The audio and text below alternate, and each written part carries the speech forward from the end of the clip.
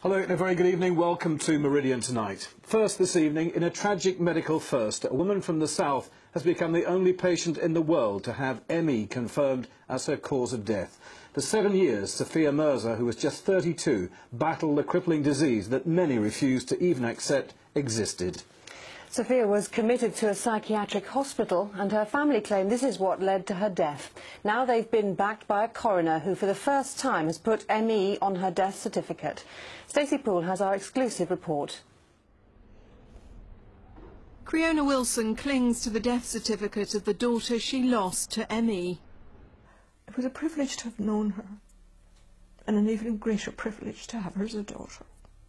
She promised her daughter her life would not be lost in vain, and the fact it's now written in black and white means doctors can no longer dismiss this condition as a mental illness when it clearly can kill. The day before she died, I told her that her life would affect hundreds of other people for the better, and I said that to her. And then literally her last words were, "Good, it's all been worthwhile." She was so brave. So brave. Sophia was just 26 when she developed ME. 1 minute she was travelling the world, the next she was in agonising pain, unable to move. But instead of being treated by doctors, they locked her up in a psychiatric hospital, a move which her mother believes caused her death. She has a message for those who doubted the condition was real. I would say,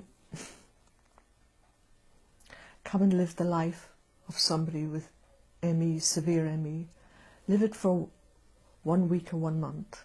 Live it in the conditions that they have to live, with the disbelief they have to live, with the agony, the pain they have to live, being subjected to seeing doctors who bypass them and say it's all in their head and everything.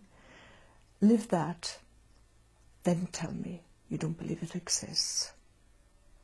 250,000 patients are currently living with ME, but many are still totally disbelieved by their doctors. And even those in the medical profession who do believe can offer no real treatment for the severely affected. But Sophia's death will hopefully begin to change that, because when they examined her spinal cord, it showed there was clear evidence of disease, proving this is not a mental illness.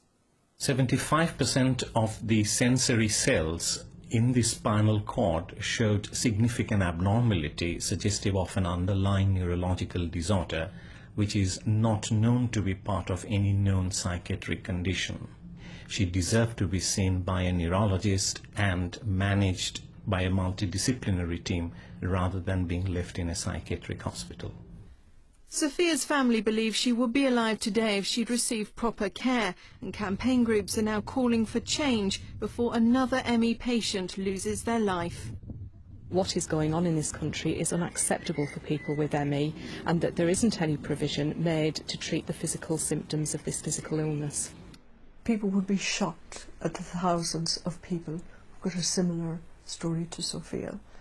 And some of these people haven't got family to look after them, haven't got friends to look after them. They have to struggle through on their own.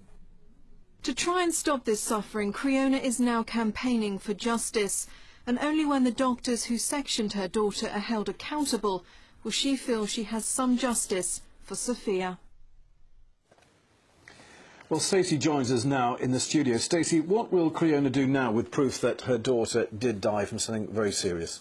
Well, she's going to go to the General Medical Council and make an official complaint. She wants those who sectioned her daughter to be held accountable. It's actually hard to believe, but they physically broke down her front door and forcibly removed Sophia into a psychiatric hospital where she was never actually treated for the underlying condition.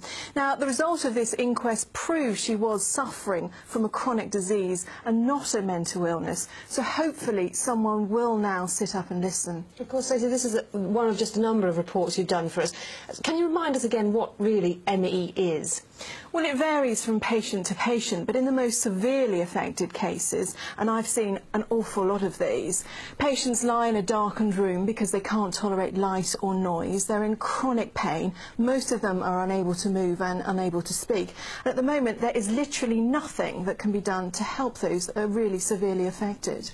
And will Sophia's case help get more funding for research, much needed funding for research? Well, Andy, it can only help. At the moment, not one single penny of government money is actually going into research into this condition. All of the money comes from charitable donations. Now, they have made some significant steps forward. They found that some of the genes in ME patients are different from those in us. But that is only one step forward. They need so much more money. And hopefully this case will make people realise that that needs to be done soon. Sadly, this has come too late for Sophia, but thank you for joining us on that tonight, Stacey.